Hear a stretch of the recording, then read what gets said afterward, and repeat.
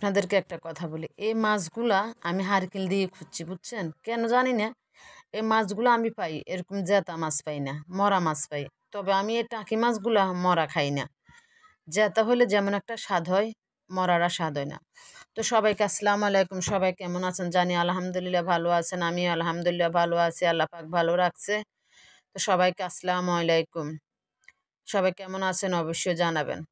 তো এই যে আমি আজকে এই মাছগুলোর জন্য কালকে মরিচ বাড়ছিলাম। আমি অনেক দিন আজকে বাজারে এই মাছগুলো খুঁজতেছি, কেন জানি না এই মাছগুলো পাইতেছি না। হঠাৎ করে আজকে পাইলাম। যাই হোক, অনেকে দেখি অনেকে দেখি সব সময় এভাবে মাছগুলো কষায়, এই মানে হাতে মেখে বসায়। আমি ছোট মাছ হোক আর যেই মাছ হোক, আমি মশলা কষায় না বসলে আমার থেকে কেমন জানি শান্তি লাগে না। তো এখন ফেসবুকে আসার পরে দেখি যে অনেকে হাতে মাখায় এই মাছগুলো রান্না করে। অনেকে বলে যে অনেক স্বাদ হয়, হাতে মাকে তরকারি বসাইলে মনে কি অনেক স্বাদ হয়। আমার মনে হয় যে কি জানেন, আমার মনে হয় যে এখানে এইভাবে যদি মাখাই বসে, মনে হয় যে কি কি কমতি হয়ে গেছে, কেমন জানি হচ্ছে। মানে ওটা মনটাকে বুঝাইতে পারি না। যাই হোক, আমার আপুদের থেকে দেখে আমিও আজকে মাখাই বসাই দিলাম, দেখলাম যে কেমন হয়। না যাই হতো, আলহামদুলিল্লাহ, আমার বাটা মরিচের তরকারি তো অবশ্যই স্বাদ হতে হবে, তাই না?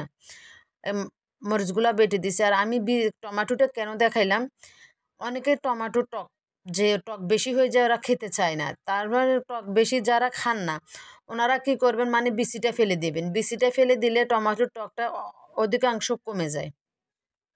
এটা একটা গুরুত্বপূর্ণ টিপস দিলাম। তো যে আমার মানে মাছের কালারটা যেমন দেখতেছেন না, মাশাল্লাহ, খেতেও কিন্তু সেরকম হয়েছে। আর এই চুলাটা মুছতে মুছতে আমার হাতে কয় দিক দিয়ে জানি দাগ পড়ছে, সেটা আপনাদেরকে বলে বুঝাইতে পারবো না। এদিক দিয়ে বরে, এদিক দিয়ে মুছি, এদিক দিয়ে বরে, এদিক দিয়ে মুছি, কেমন একটা জানি, মানে চুলায় তেল ছিটকে পড়লে মনে শান্তি লাগে না। ওই জন্য শুধু মুছতে থাকে আর শুধু হাতে ছেঁকা খাই। এরকম কার কয়জনের হয়, কার কার কোন আপুদের হয়েছে আমাকে একটু জানাবেন। তো আমার এই যে তরকারিটা শেষের দিকে, যদি এভাবে খেতে চান অবশ্যই খাবেন, মাশাল্লাহ মজা হয়েছে। তো এই ছোট্ট বোনটাকে আপনাদের পাশে রাখবেন, লাইক কমেন্ট করবেন অবশ্যই। ভিডিওটা যদি কোনো অংশে ভালো লেগে থাকে একটু শেয়ার করে দিবেন। আর এই ছোট বোনের বাড়িতে ইনশাল্লাহ থাকবেন। তা আজ এ পর্যন্তই। সবাইকে আল্লাহ হাফেজ। সবাই ভালো থাকবেন, সাবধানে থাকবেন।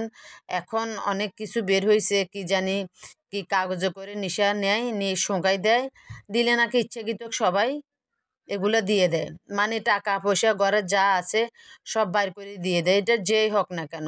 তারপর ওই জন্য বললাম আপনারা সবাই সতর্ক থাকবেন। আজ এ পর্যন্তই, আল্লাহ হাফেজ। ভালো থাকবেন। কালারটা দেখছেন কত সুন্দর।